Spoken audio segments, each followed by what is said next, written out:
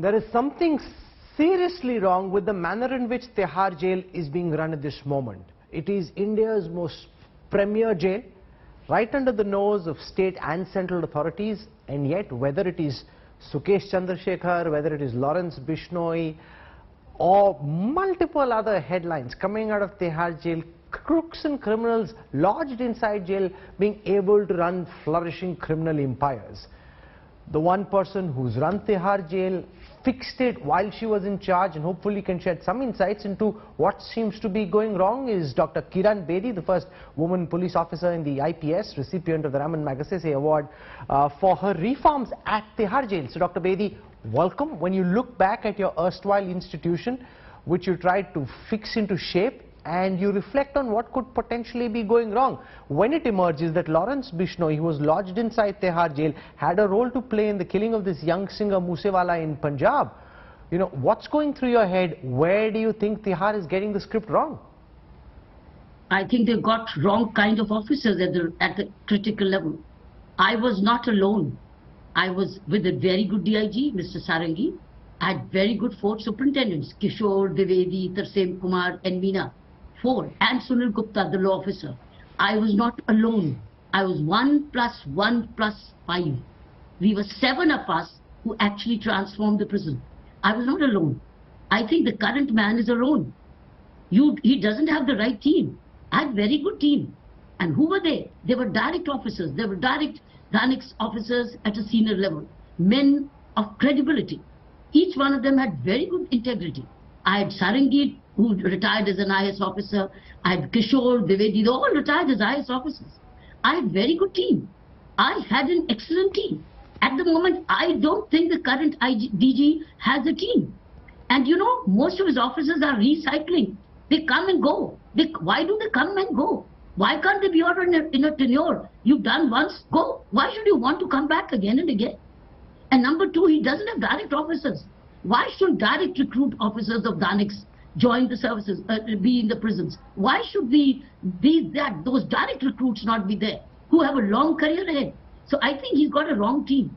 If you want to make the change, you've got to give him a better team, the current DGP. You have to give him a better team. But technology also has evolved from the day when you were in charge. Now there are interceptors, you can see who's making telephone calls.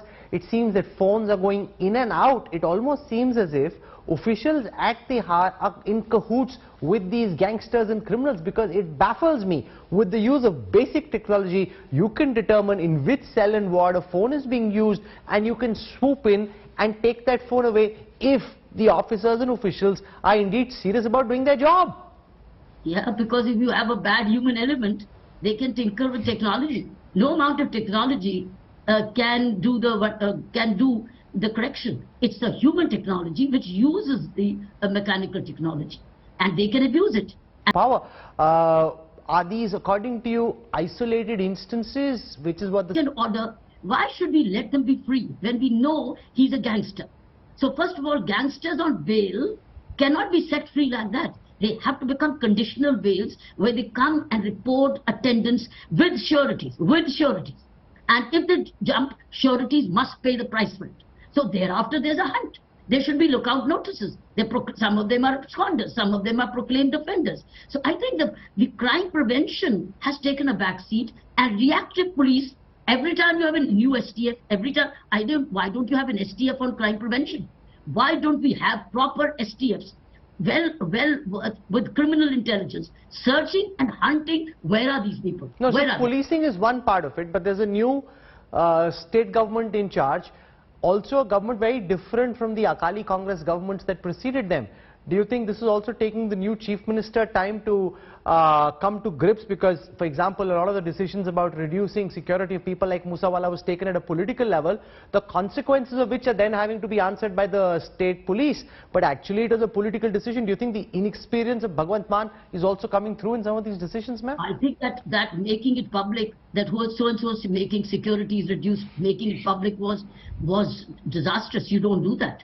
And number two, the DGP has an independent role. He could have stepped in and said, no, I cannot allow it. So whoever did it, who did not stop it, and who decided to do it squarely is responsible. Who tweeted it, who made it public, and who let it happen. Both are equally responsible. One for initiating, secondly for not preventing.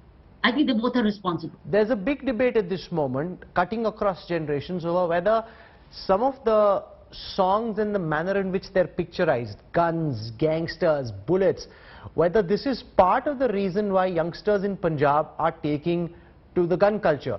The youngsters say you can't blame the song if somebody picked up a gun. The older generation of stars seem to think that these younger stars are in conscious, subconscious ways encouraging the younger generation by glorifying this gun culture. Where do you come out on this? I think so. I think we are totally polluting our culture. Whereas Punjab is full of very good, very, very good music.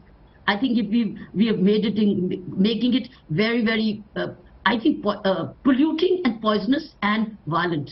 And I think we are too very loud on it, very loud on it. Whereas there was rhythm in the Punjab music. There was a bhangra, there is a drum, but there is a rhythm in that. But not the kind of boisterous violence in it.